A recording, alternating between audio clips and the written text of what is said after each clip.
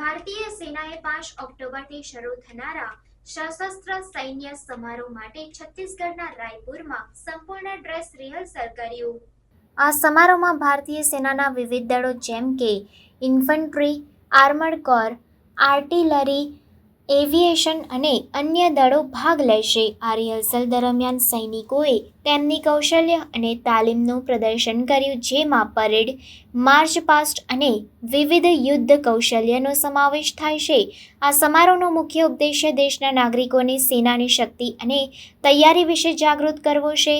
આ ઉપરાંત આ પ્રકારના કાર્યક્રમો દ્વારા સેનાના જવાનોને પ્રોત્સાહન મળે છે અને તેઓના મોરાલમાં વધારો થાય છે। આ રિહર્સલ દરમિયાન સેનાના જવાનો વિવિધ યુદ્ધ કૌશલ્ય અને ટેકનિક્સનું પ્રદર્શન કરતા જોવા મળ્યા। આમાં હથિયારોનું પ્રદર્શન, યુદ્ધ કૌશલ્ય અને વિવિધ મિશન માટેની તૈયારીનો સમાવેશ થાય છે। આ ઉપરાંત સેનાના જવાનો દ્વારા વિવિધ યુદ્ધ કૌશલ્ય અને ટેકનિક્સનું પ્રદર્શન કરવામાં આવ્યું। આ સમારોહમાં સેનાના ઉચ્ચ અધિકારીઓ અને રાજકીય નેતાઓ પણ હાજર રહ્યા।